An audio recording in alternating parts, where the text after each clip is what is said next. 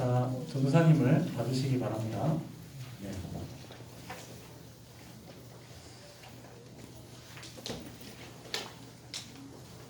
하나님을 믿는 사람들하고 하나님을 믿지 않는 사람들하고 가장 큰 차이가 무엇이냐면 하나님 믿는 사람에게는 주인이 계시다는 것입니다.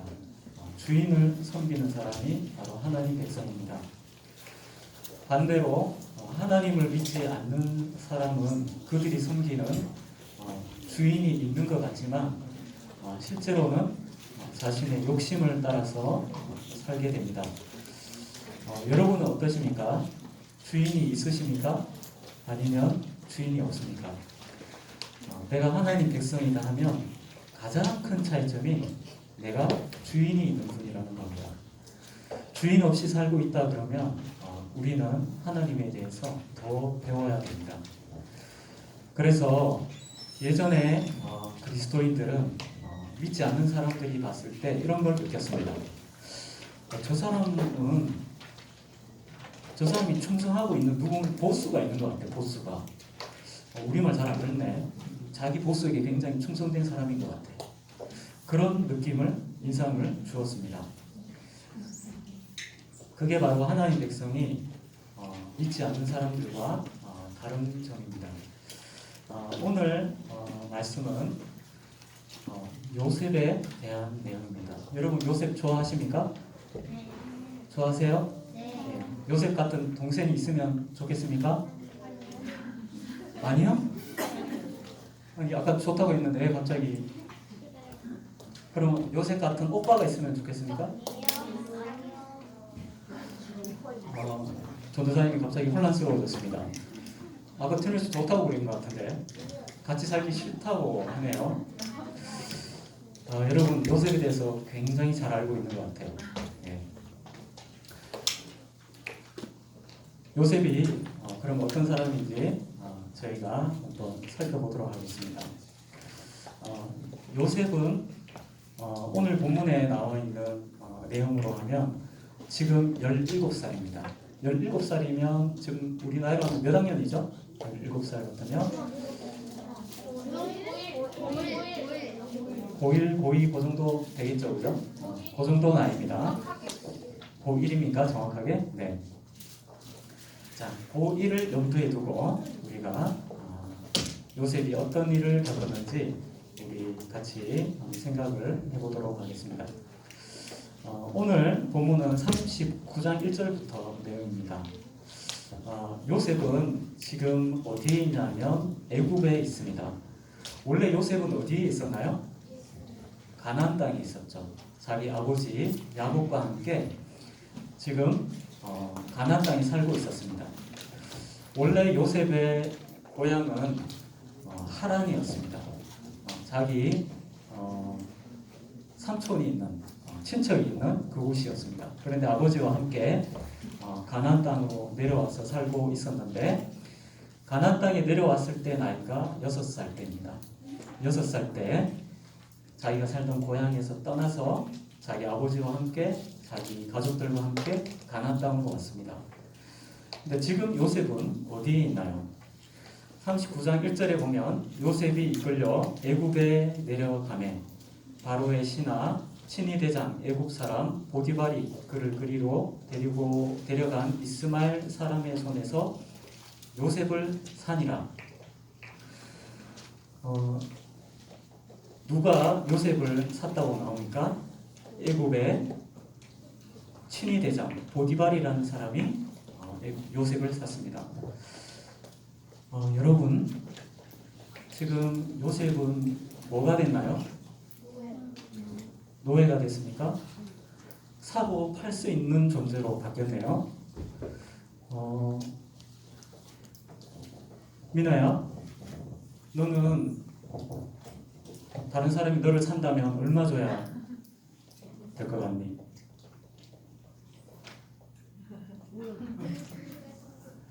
지금 생각해 보세요. 내가 얼마짜리인지.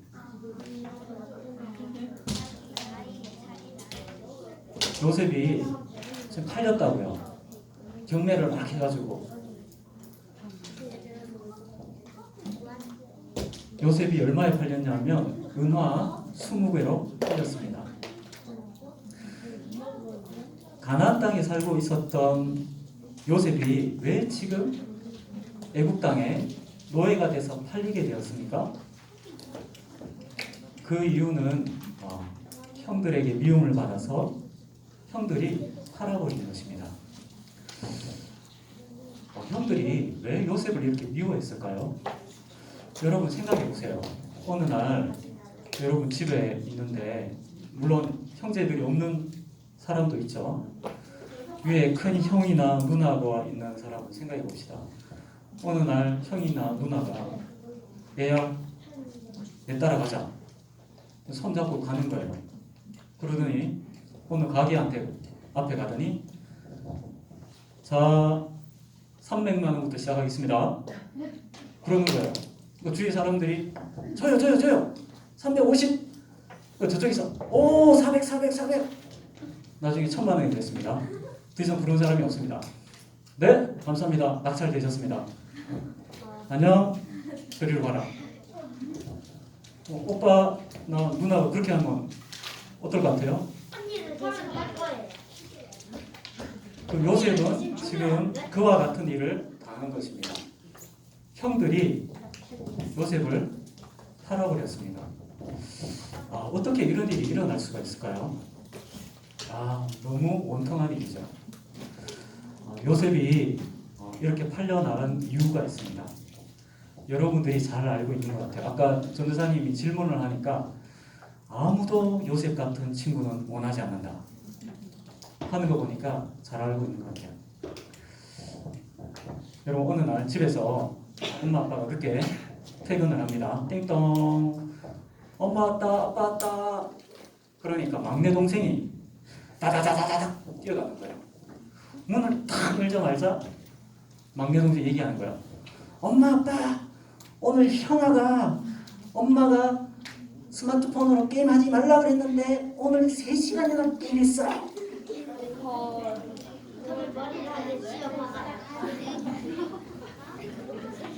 엄마가 그 얘기를 듣고 여러분들을 향한 눈빛이 바뀝니다. 3시간. 다음 날이 됐습니다. 집에 있는 여러분들이 막내 동생이 있다는 사실을 깜빡하고 또 열심히 이제는 컴퓨터로 게임을 하고 있었습니다. 하다가 갑자기 띵동, 막내 동생이 또 뛰쳐갑니다. 문이 열립니다. 엄마 아빠 왔다. 막내 동생이, 엄마 아빠, 오늘 형아랑 누나가 오늘은 컴퓨터로 게임 4시간 했어.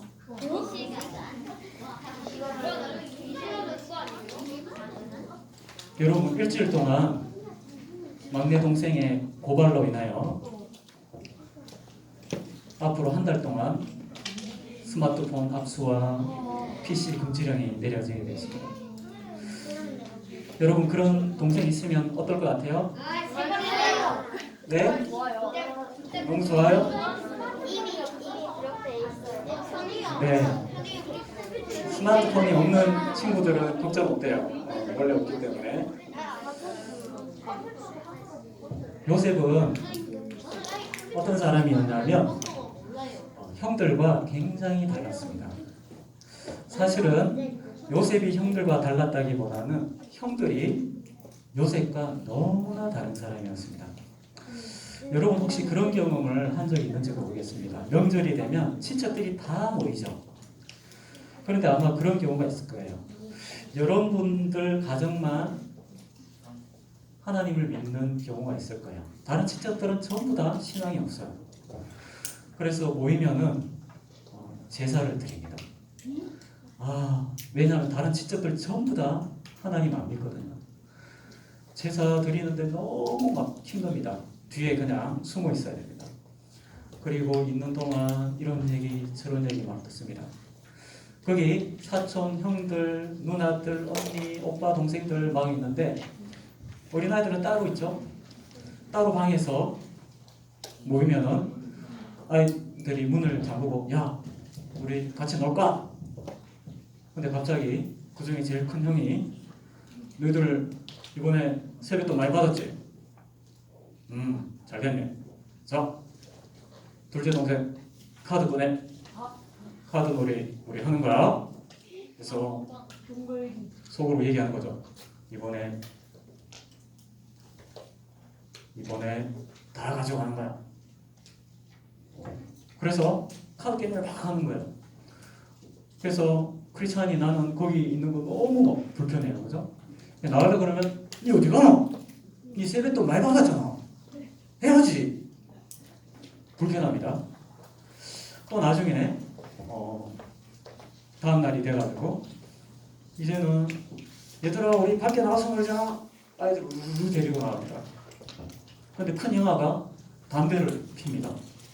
그리고 초등학교 다니는 어린 동생들 보고 와 피고 싶나? 한 대 줄까? PC방 갈까? 다 데리고 갑니다. 명절 때 그런 하나님 안 믿는 가족들 만났는데 너무 불편한 거예요. 그런 경우 경험하는 친구들이 아마 있을지도 모르겠습니다. 너무 불편해요. 생각도 다르고 막 그러고 욕하고 입도 거칠고 그 다음에 전혀 기쁜 말하지 않고 투닥투닥투닥투닥하고 그렇습니다. 같이 있기가 싫습니다. 야곱이 자기가 있던 곳에서 가나안 땅으로 돌아왔을 때 이때 야곱은 하나님께 이스라엘이라는 이름을 얻게 됐습니다. 그런데 안타깝게도 야곱은 하나님이 약속하셨던 그 땅, 하나님이 돌아가라고 해서 순종해서 왔던 그 땅에서 굉장히 힘겨운 삶을 살게 됩니다. 그에게 어떤 일이 일어나냐 하면 그에게 디나라고 하는 딸이 있었습니다. 그런데 그 딸이 동네에 놀러를 갔다가 깡패들한테 걸려가지고 아주 나쁜 일을 겪게 됩니다.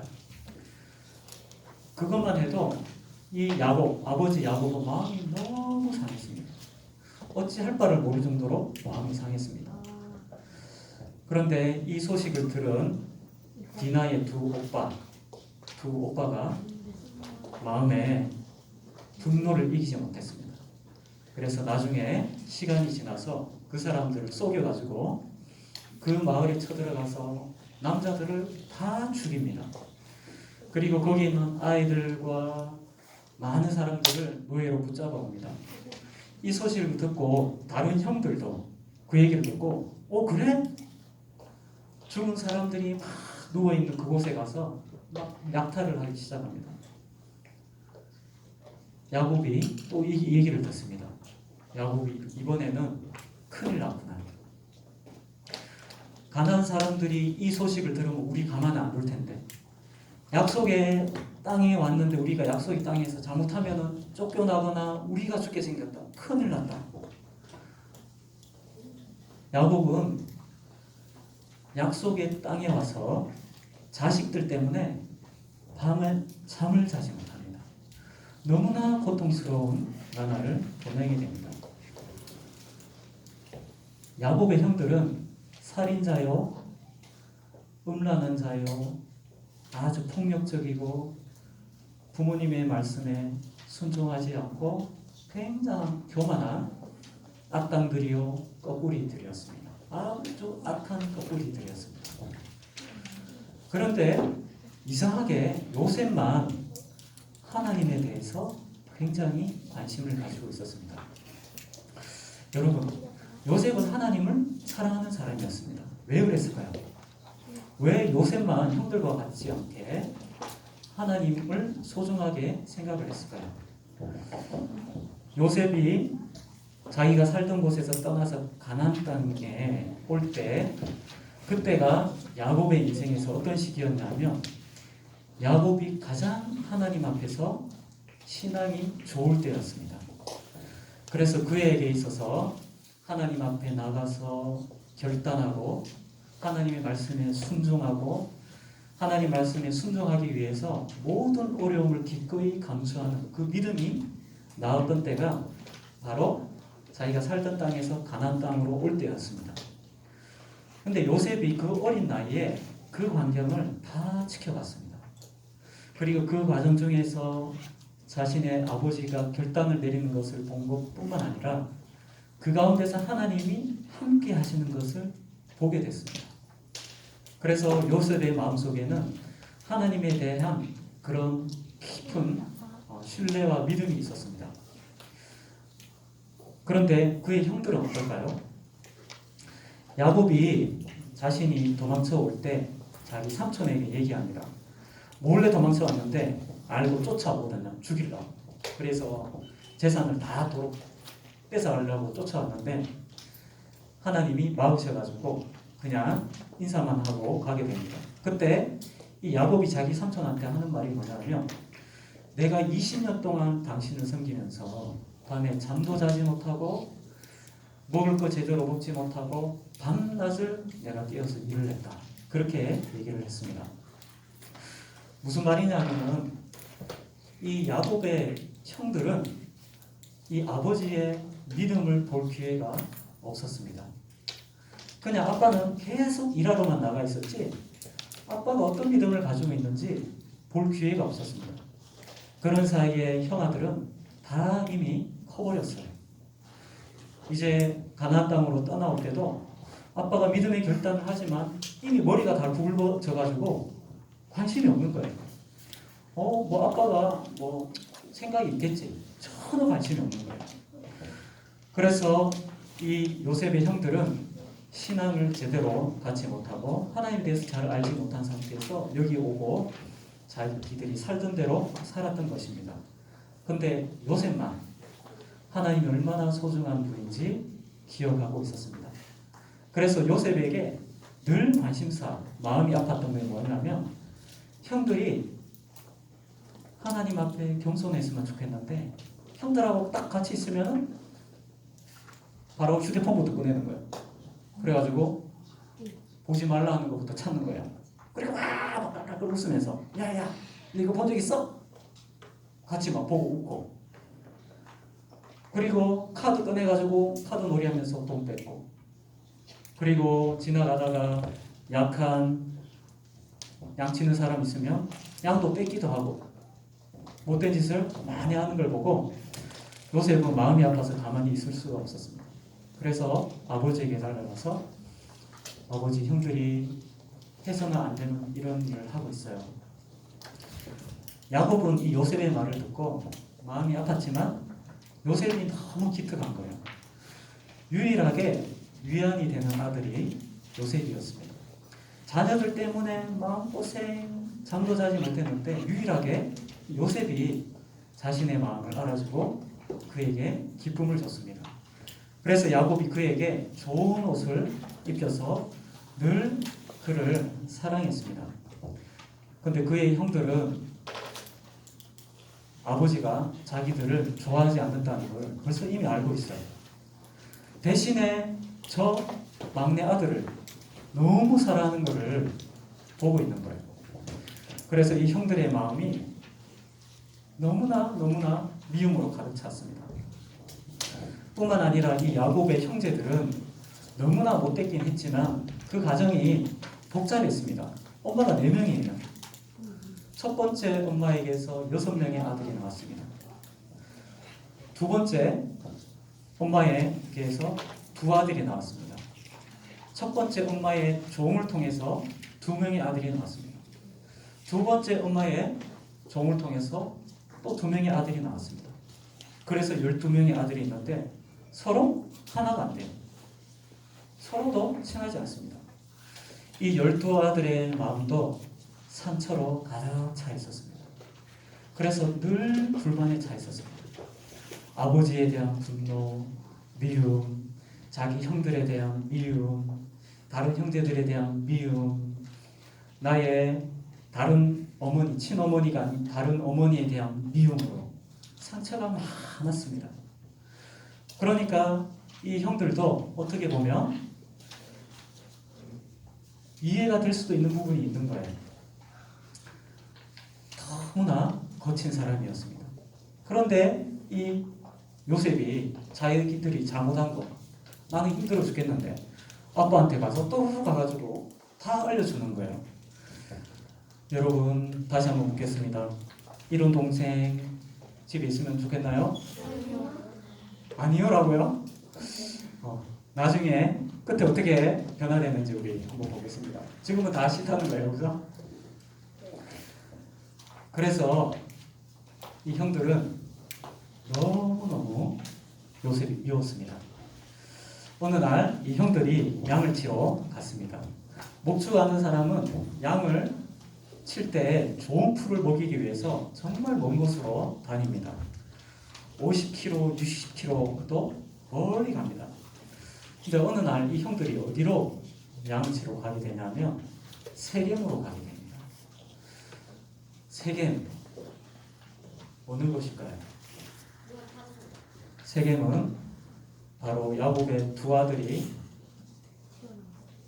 디나 때문에 사람들을 몰살시켰던 바로 그 동네가 세겜입니다. 형들이 그 위험한 곳으로 다시 양을 치러 간 것입니다. 왜냐하면 거기에 목초지가 너무 좋았거든요. 야곱이 그 사실을 알고 또 잠을 못 잡니다. 얘들이 정신이 있나 보다.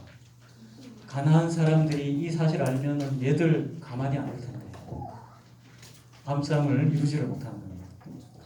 그래서 요셉을 급히 부릅니다. 아들아, 형들이 어디 갔는지 알지? 네 아버지, 저도 너무 걱정돼요.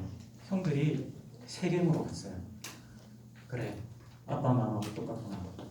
그래서 말인데 네가 아빠 대신에 세겜에 가서 너희 형들이 잘 있는지, 사건 사고가 생기지 않은지 확인하고 가라. 그러자 요셉이 기꺼이 순종을 합니다. 그래서 급하게 빠른 걸음으로 열심히 걸어갑니다. 지금 있는 곳에서 세겜까지 거리가 한 50km 정도 됩니다. 얼마나 걸으면 될까요? 하루 만에 갈 수도 있을 것 같기도 하고 못 갈 것 같기도 하고 잘 모르겠습니다. 어쨌든 그만한 거리를 걸어갔습니다. 근데 세겜에 가니까 없어요. 아무것도 없어요. 근데 거기에 지나가는 사람을 만났습니다. 물어보니까 그 사람들요 더 북쪽으로 간다 하던데요. 그쪽으로 가보세요. 북쪽으로 급히 따라갔습니다. 저 멀리 양떼들이 보이는 거예요. 그리고 형들이 저기 서 있는 게 보이는 거예요. 다행이다. 천만 다행이다. 빨리 가서 형을 만나서 아버지의 말씀 전해드려야지. 아버지께서 조심하라고 말씀하셨습니다. 형님. 전해야지. 근데 멀리서 보니까 한 사람이 걸어오는 게 보여요. 근데 너무 눈에 띄는 거예요. 왜요? 아버지 야곱이 너무 사랑해서 입혀준 채색 옷을 입고 오고 있거든요. 채색 옷을 보는 순간 형들의 피가 거꾸로 흐르기 시작합니다. 여러분, 피가 거꾸로 흐르면 어떻게 됩니까? 피가 왜 거꾸로 흐릅니까? 화가 나서요. 갑자기 마음속에 불이 붙기 시작합니다. 이를 갈기 시작합니다. 제가 여기까지 왜 왔어? 여기까지 와서 우리가 잘못하는 거 보고 가가지고 또 알려주려고? 왜 왔냐고. 피가 막 거꾸로 섰습니다. 그러면서 얘기를 합니다. 형제들이 서로 야 저기 봐라 저기 보이지? 그러니까 한 형제가 얘기합니다. 아이고야 꿈을 꾸는 자가 오네 그렇게 얘기합니다. 요셉은 형들에게 미움을 받았을 뿐만 아니라 형들에게 자신이 경험한 비밀을 얘기한 적이 있었습니다. 그것은 무엇이냐면 하나님께서 그에게 찾아오셔서 꿈으로 하나님이 계획을 알려주셨습니다. 근데 이 꿈이 너무 신기한 꿈이었어요. 형들이 볏단을 이렇게 묶고 있는데 그 볏단이 다 일어나가지고 요셉의 볏단에게 절을 하는 겁니다. 또 두 번째 꿈을 꿨는데 밤하늘에 11개의 별이 있고 그 다음에 해와 달이 있는데 이 요셉의 별에게 절을 하는 거예요. 이 얘기를 듣고 형들의 피는 더 거꾸로 흐르기 시작합니다. 이 형들이 마음을 먹습니다. 이번에 죽여야겠다. 얘 살려주면 안 된다. 이렇게 얘기합니다. 여러분, 분노라고 하는 것은 정말 무서운 겁니다. 가인이 이 분노를 다스리지 못해서 동생을 죽였습니다. 에서가 이 분노를 다스리지 못해서 자기 동생 야곱을 죽이려고 400명을 끌고 갔습니다. 라반이 이 분노를 이기지 못해서 야반 도주한 야곱을 쫓아가서 죽이려고 사람들을 끌고 7일을 쫓아갔습니다. 그리고 시므온과 레위가 이 분노를 이기지 못해서 한 마을의 모든 남자들을 다 죽였습니다. 그런데 이번에는 이 분노가 어떻게 나타나고 있습니까? 자기 동생에게 향하고 있습니다. 그래서 죽이려고 했습니다. 그런데 이들은 생각을 했습니다. 우리가 직접 피를 흘리는 게 뭐가 좋냐? 저기 멀리 보니까 상인들이 애국으로 가고 있는 거예요. 팔아버리자. 그러면은 우리 손에 피를 묻힐 필요도 없고 요셉도 저 멀리 가니까 빠이빠이 아니야. 그래서 요셉을 팔아버리게 된 것입니다. 여러분, 두 개의 길이 있습니다. 두 개의 길. 여러분 어느 길을 가고 싶은지 한번 들어보세요. 한 개의 길은 곧습니다. 그리고 목적지까지 가는데 아무런 장애물이 없어요. 그리고 가는 길에 좋은 과일나무밭, 포도밭도 있습니다. 또 지나가면서 좋은 식당도 있습니다. 좋은 호텔도 있습니다. 편안하게 쉬면서 갈 수 있는 길이 하나가 있습니다. 다른 길이 또 하나가 있습니다. 그 길에는 맹수들이 나타나는 길입니다. 도적들이 나타나는 길입니다. 어느 길로 가고 싶으세요? 사자가 나오는 길 가고 싶은 친구들 한 명도 없죠? 전도사님도 길에서 사자 만나고 싶지 않습니까? 전도사님은 사자 길들일 자신이 없습니다. 절대로 저는 안 갈 거예요. 그런데 여러분, 요셉이 지금 어떤 길로 가고 있습니까? 자기가 믿음의 길을 간다고 해서 가는데 거기에 사자가 있습니다. 늑대가 있습니다. 사자가 요셉을 물어서 끌고 가서 애국까지 데리고 갔습니다. 여러분, 요셉 어떻게 해야 될까요? 너무너무나 이해가 되지 않습니다. 근데 오늘 성경 말씀에 보면 요셉은 너무나 절망적인 상황이었는데 성경은 해설자가 이 장면을 이상하게 설명을 합니다. 39장 2절에 보면 여호와께서 요셉과 함께 하심으로 그가 형통한 자가 되어 그의 주인 애굽 사람의 집에 있으니 그의 주인이 여호와께서 그와 함께 하심을 보며 또 여호와께서 그의 범사에 형통하게 하심을 보았더라. 여러분, 이게 무슨 말인가요? 요셉이 애굽 사람에게 팔려갔는데 그곳에서 형통했다고 얘기합니다. 그리고 또다시 이렇게 나옵니다. 4절에 요셉이 그의 주인에게 은혜를 입어 섬김에 그가 요셉을 가정총무로 삼고 자기의 소유를 다 그의 손에 위탁하니 요셉은 그곳에 가서 일이 막 풀려가고 있습니다.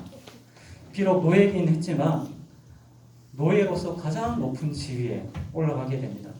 그리고 주인이 요셉이 한 말은 다 믿어줍니다. 그래서 집안에 있는 모든 것을 다 맡겨줍니다.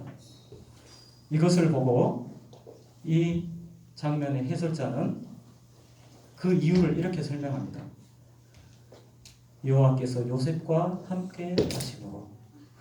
여기서 우리는 이해가 되지 않는 게 있습니다.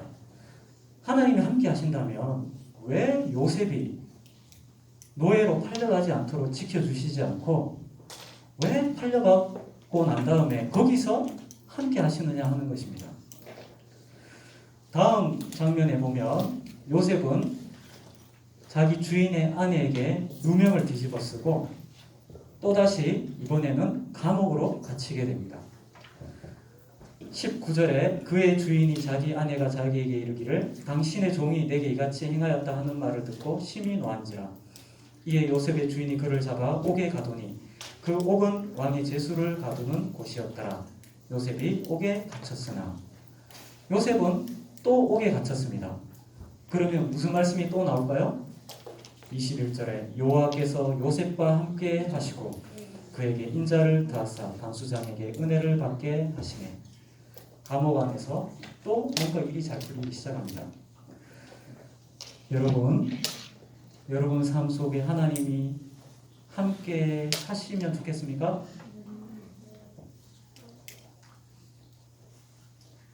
하나님 이상하시지 않습니까? 하나님이 함께 하신다면 노예로 팔린 것도 억울한데 누명을 뒤집어 쓰고 감옥에 갇히지 않게 해주셔야죠. 감옥에 가둬놓고 감옥 안에서 잘 지내도록 이렇게 해주는 게 하나님의 은혜로 여러분 여겨지십니까? 우리 사람의 생각으로는 정말 이해가 안 되는 겁니다. 그런데 성경은 뭐라고 얘기하고 있습니까? 비록 노예로 팔려갔지만 거기에서 형통케 되는 것은 하나님이 함께 하셨기 때문이고, 비록 누명을 뒤집어 쓰고 감옥에 갇혔지만 거기서 형통한 이유는 하나님이 함께 하셨기 때문이다. 이렇게 말하고 있습니다. 여기서 범사에 형통하다 하는 말의 뜻은 요셉이 하는 일이 전부 다 좋은 결과를 만들어냈다는 것을 뜻합니다. 그가 하는 일의 결과가 너무 좋게 나왔다는 거예요. 그것을 보고 형통하다 이렇게 표현을 합니다. 그런데 그렇게 될 수 있었던 이유가 무엇이라고 설명하냐면 하나님이 함께 하셨기 때문이라고 얘기합니다.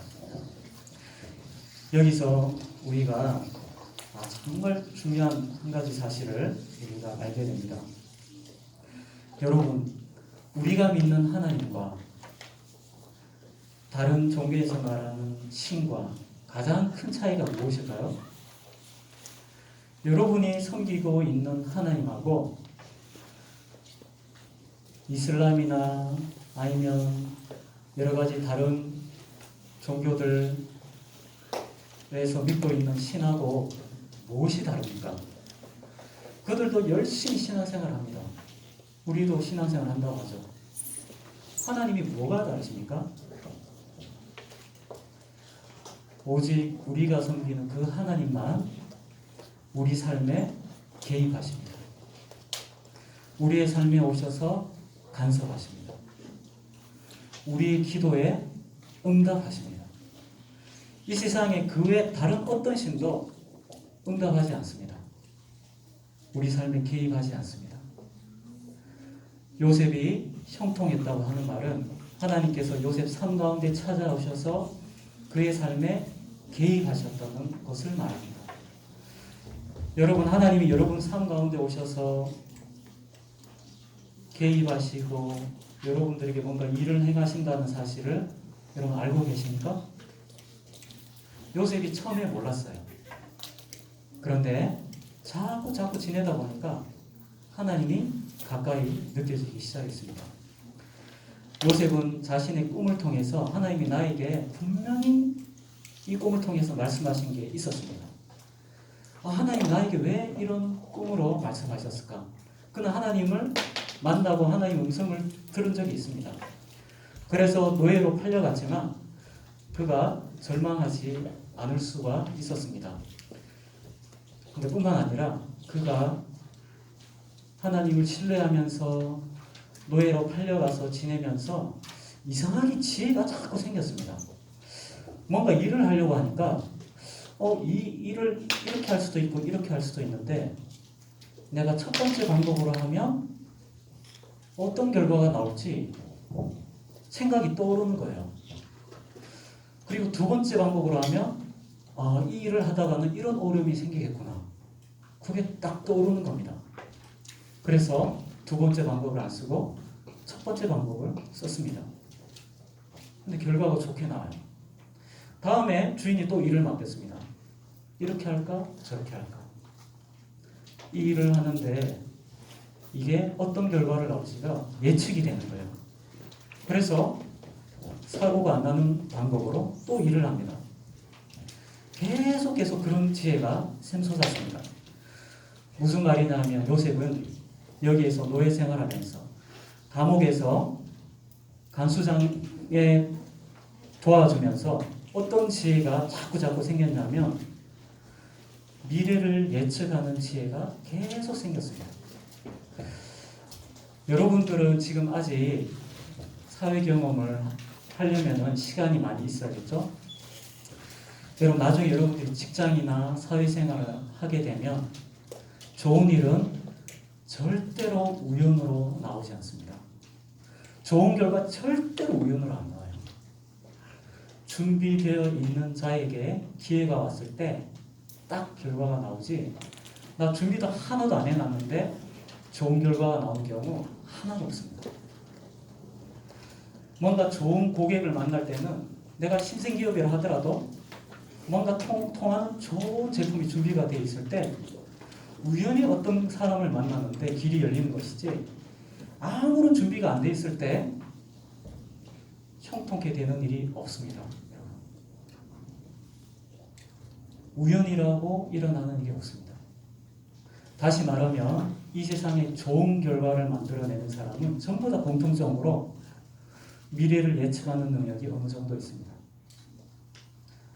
내가 가게를 오픈하는데 이 가게는 이런 이유 때문에 시간이 얼마쯤 되면 이런 결과가 나올 수도 있겠다. 여기서 이런 어려움이 오면 내가 위험해질 수도 있겠다. 다 예측을 합니다. 근데 요셉이 이런 지혜가 계속 생기는 거예요. 왜요? 하나님께서 계속 지혜를 주시는 겁니다. 요셉은 노예 생활하면서 감옥에 있으면서 하나님이 주신 꿈을 가지고 미래를 예측하는 지혜를 계속 훈련하고 지혜를 얻었습니다. 그래서 하나님께서 그의 삶에 간섭하신 결과는 모든 일마다 결과가 좋게 나오는 거예요. 여러분 이런 일이 있을 수가 없습니다. 한 번 잘 되면 한 번 안 되는 경우가 많거든요. 근데 요셉은 딱 하는 결과가 나오는 거예요. 그래서 자신의 주인이 키를 맡깁니다. 그리고 감옥에 갇혔는데도 간수장이 키를 맡깁니다. 왜냐고요? 믿을 수 있으니까요. 이것이 하나님이 개입하셨을 때 요셉에게 나타났던 형통이었습니다. 근데 오늘 저희가 이제 풀지 못한 한 가지가 있습니다. 그럼 하나님께서 형통케 할 때 집에 있을 때 그냥 형통케 하시면 되지, 왜 잘 사는 요셉을 노예로 팔리게 하고 감옥에 가두실까요? 그 안에서 잘 되게 하실까요? 우리는 그런 거 너무 싫어하잖아요. 지난 시간에 야곱이 어떻게 해서 이스라엘로 바뀌었는지 우리가 함께 살펴봤죠. 뭐였습니까? 하나님과 씨름을 통해서 이스라엘로 바뀌었습니다. 자신이 놓지 못하고 있던 거, 내 힘으로 하고 있던 거 하나님께 맡겨드리는 이 씨름 했을 때 이스라엘로 바뀌었습니다. 근데 여러분 이제 한번 생각해 보십시오. 여기 우리들 많이 여기 앉아 계시죠? 여기 전부 다 아주 너무너무나 악한 꺼꾸리라고 생각해 봅시다. 여기 이 방 안에 가득 차 있는 꺼꾸리들을 이스라엘로 바꾸려면 어떻게 해야 될까요? 네, 9시 때도 얘기하더라고요. 하나님 일일이 1대1로 실험 한 번씩 해주시면 되죠. 여러분 지금 우리 이 세상의 인구가 얼마죠? 70억이요. 70억 정도 되죠, 그죠? 네. 그러니까 하나님께서 요셉이 했던 것처럼 밤새면서 70억 명하고 실험하시면 실험 끝나기 전에 70억 명 다 나이 들어서 죽을 것 같은데요. 수많은 사람들을 한꺼번에 이스라엘로 만들려면 어떻게 해야 될까요? 여기서 중요한 것은 야곱의 이 11명의 10명의 악한 이 형들을 이스라엘로 만들려면 어떻게 해야 되냐 하는 것입니다. 이것을 해결하기 위해서 한 사람이 필요했습니다. 이 교만하고 악한 형들의 입이 쑥 들어가게 만들 수 있는 한 사람이 필요했습니다. 누굴까요? 아무런 이유 없이 고난을 받는 자가 필요했습니다. 그렇게 자기 잘못도 아닌 것 때문에 억울한 누명을 뒤집어 써서 전혀 고난받을 이유가 없는 사람이 그 이유 없는 고난으로 한평생 자신의 젊음을 완전히 잃어버렸던 그 한 사람이 있어야 형들의 입이 다물어질 수가 있었던 것입니다. 무슨 말이냐면 여러분, 거꾸리들은 하나님의 사랑 절대로 안 믿습니다. 하나님 사랑한다 그러면 벌써 100m 도망가 있습니다. 절대로 가까이 안 가요. 마치 야생동물과 같습니다. 몸에 이 갈고리가 걸려가지고 이걸 빼야 되는데 막 지금 숨을 못 쉬고 있는데 동물보호센터에서 그거를 빼주려고 사람들이 가까이 가면 도망갑니다. 얘야 괜찮다, 내가 빼줄게. 도망갑니다. 절대로 안 옵니다. 나중에 어떻게 합니까? 마취총을 쏴가지고 빼주죠. 우리 이 세상에 하나님을 모르는 죄인들이 전부 그와 같습니다. 하나님에 대해서 들어본 사람이라 하더라도 절대로 하나님 사랑 안 믿습니다. 안 옵니다. 혹시 여러분 중에서도 그런 분 있습니까? 나 하나님 많이 들어봤지만 나 하나님 가까이 가는 거 노 땡큐. 저는 거리를 두고 있을래요. 그런 사람이 있습니까? 절대로 안 옵니다. 심지어 그 사람이 엄청난 죄인이라고 그러면 하나님 앞에 가까이 오겠습니까? 그런데 한 사람이 여기에 있습니다. 아무런 이유 없이 그 사람 때문에 엄청난 고난을 받은 사람이 나중에 그 사람 앞에 딱 서게 되면 그 형들의 입이 전부 다 다물어집니다. 더 이상 욕을 할 수가 없습니다. 그들의 엄청난 죄를 깨닫고 굴복하게 됩니다. 누구에게요? 이유 없이 고난받은 자를 통해서요. 그래서 우리가 여러분 앞으로 살아갈 때 나는 진짜 이런 일을 당할 이유가 없는데 욕을 들어먹고 있어요. 나는 억울하게 다른 사람의 말로 나쁜 사람으로 매도되고 있어요. 다른 사람이 나를 막 험담해가지고 내가 회사에서 불이익을 받고 있어요. 그리고 집에서 가정에서 친정 식구들 그 다음에 시댁 식구들이 있는데 신앙이 다릅니다. 나를 엄청나게 미워합니다. 힘들게 합니다. 나는 이런 고생을 당하거나 욕먹을 필요가 없는데 엄청난 욕을 먹습니다.